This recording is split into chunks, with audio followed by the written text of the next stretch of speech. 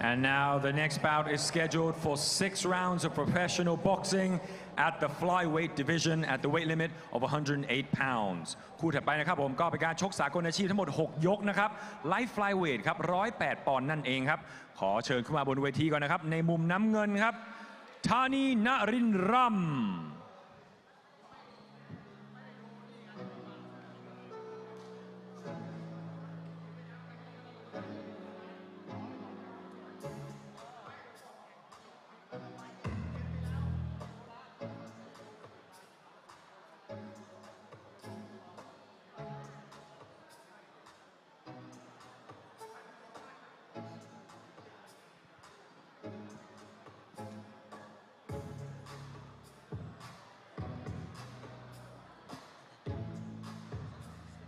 Calling to the stage his opponent out of the red corner, Elmar Zamora.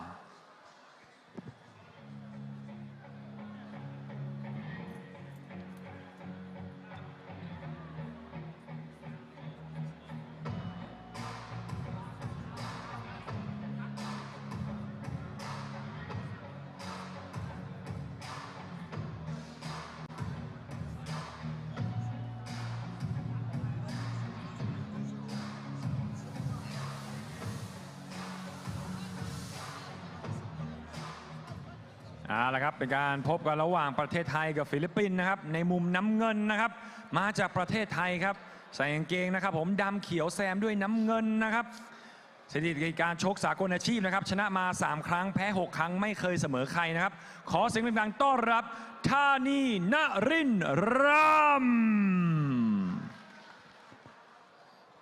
and his opponent standing across in the squared circle hailing out of and proudly representing the Philippines. Wearing right with red trim, with a professional record, a perfect one, 6 victories and no losses. Ladies and gentlemen, please give it up for the undefeated Elmar Zamora.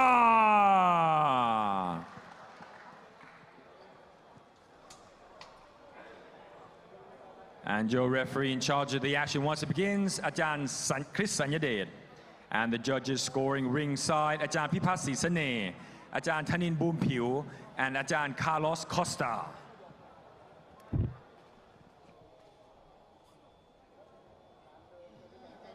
Okay, ladies and gentlemen, we are back for the 5th fight of this afternoon. We will have the Philippines taking on Thailand. Elmar Zamora will be taking on Thailand's Thani Narinram. This is a light flyweight fight scheduled for 6 3-minute rounds. Round number 1. Zamora, undefeated fighter in the red corner. Red and white shorts for Zamora. But Thani with 9 fights on his record. Let's see if he can use that experience in his favor. So we've got very nice orthodox against the southpaw, something that we definitely love to see. Southpaw against orthodox is definitely just a battle of the footwork, but this is a first round. It's a feeling out process as well. Left hand connects there for Thani. Zamora taking his time, landing the right hand to the body. And you can see Zamora really trying to set things up here as well. He's just taking his time and he's really trying to find his footing before he delivers those nice right hands to the body. But I do like what Thani's doing as well here. Looks very stiff and he looks like someone who's very calculated as well. We've seen Thani fight before here, and he fought somebody in a fight which nobody thought he was supposed to win, and he overcame those odds and won that fight. He is a very slick, crafty southpaw, and he pulls random tricks out of the bags. He's very exciting to see, and he won his last, well, it was a very close contest in his last fight with just that big looping overhand left that he likes to throw. Yeah, definitely a tricky customer. And he does have a 7-11 tattoo as well, so... Yeah, I just noticed that as well. And there he is. He's very much, very cocky, and he almost has that stiff, drunken sailor style. So he's very calculated in what he's doing, but he likes to give his opponent the sense that he doesn't know what's going on. But even then, you see exactly what he's doing. His head movement is great. He knows what he's doing. He's calculating everything. He sticks his chin out, and he's trying to bait you in. He is a constant Venus flytrap. He wants you to go into him, and then he'll snap you up as soon as you get close. Yeah, both fighters really winding up their straight punches as well. Lots of power going into him. Zamora really targeting the body too as he comes into the pocket. Zamora with that beautiful rear uppercut to the chest. And that is an uppercut that works very well against southpaws, which is you throw that right uppercut and you aim for the chest of your opponent, because it'll either hit their solar plex, it'll either hit their chest, and if they dip down, it'll hit their chin. So a great move by Zamora. Zamora controlling the fight very well on the front foot, pouring out the jab. But Thani coming back with that left hand, that signature left hand of his. A right hook on the inside from Thani as well, but Zamora fires straight back, pushing Thani into his corner. Zamora does not want to stand and trade with someone like Thani. This is what Thani wants you to do. He wants you to get in and trade. Yeah, Thani, an extremely frustrating opponent to fight, and that is the end of round one. Replay's coming up very shortly, then we will have round two. So what a round. I mean, you got to say the aggressor in that round had to be Zamora, but Thani definitely did stay in that fight with what James was saying, Jimmy was saying, his drunken sailor style of just being very unpredictable, just slinging these overhand lefts in. Doesn't completely keep his back foot on the floor when he connects with these left hands, but just wails them in, and if they connect, they connect. Yeah, and that's towards the later half of the fight. So as long as he keeps his energy up, he actually does very, very well. Well, we go into round two right now. We are scheduled for 6 if it goes the distance. Like James said, can Thani hold on for that long? Multiple jabs being landed there by Zamora to set up that overhand right, and goes to the body with that uppercut too. Super fast. Oh, and there's Zamora stumbling there momentarily. Thani clipping him, and again Thani clipping him with the left hand. And that is the left hand we were talking about. He waits for you to go in. He gives you that false sense of security, and when you least expect it, he cracks you with that left hand. And that's exactly what we've been waiting for from Thani. So Zamora now has to go back to the jab. Beautiful head movement by Zamora. Zamora is on shaky legs. He looks a little bit gun shy. He needs to get back behind that jab and just try and wait it out until he feels better again. A great move by Thani. See, that's just how his counter-punching style is so dangerous. You think that you're safe and that you're hurting Thani, but out of nowhere, he can just catch you off guard with one of those hard counter-punches. It's beautiful stuff, really. I mean, this is what we love to see. Styles make fights, and he is boxing with a very, very unique style that we just don't see very often right now. I think it was DeMarcus Corley who used to use this style. He used it against Floyd Mayweather, and Floyd Mayweather did claim that it was his most difficult fight because he just didn't know where the punches were coming from. It's a crafty style, and I love to see it. Double jab there from Zamora. Looks like he's got his composure back in round two. Half of the round is gone. 1-2, and then hook to the body from Zamora. Thani, though, with that left hand. Zamora again, popping out the jab. Zamora really needs to get behind that jab once again and don't fall in for that bait. Stick with the jab and fight your opponent like he is a southpaw with a very powerful left hand. If you know your opponent's got a very powerful left hand, just keep stepping towards their jab. You don't need to be intimidated by their jab.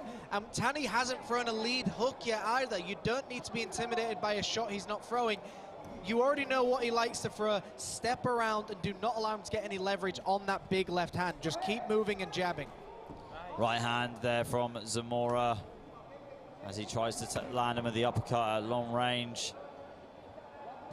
And this is where Thani starts to fade as well. When he's landed some big shots, he starts to fade as well. I mean, he gets tired in these moments because he's so used to fighters going down to these big shots. So that is definitely a testament to Zamora. Zamora has a good chin to withstand some of the punishment he's taken in this round.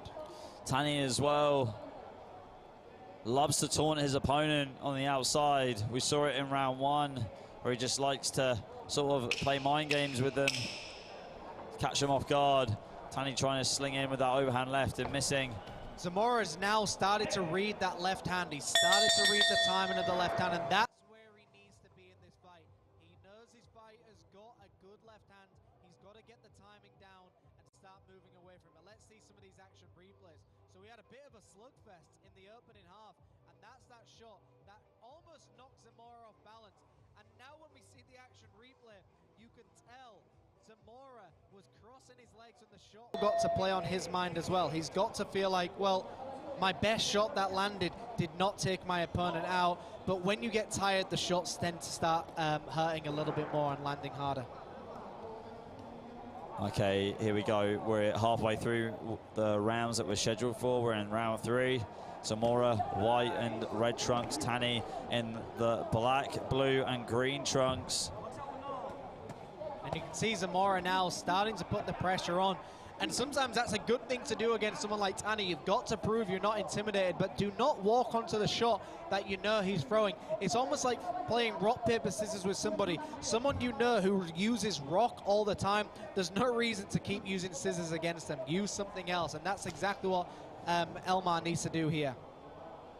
I really liked the work from Omar in the earlier rounds, in rounds 1 and 2, where he just landed the jab multiple times and then went straight to the body with that right uppercut.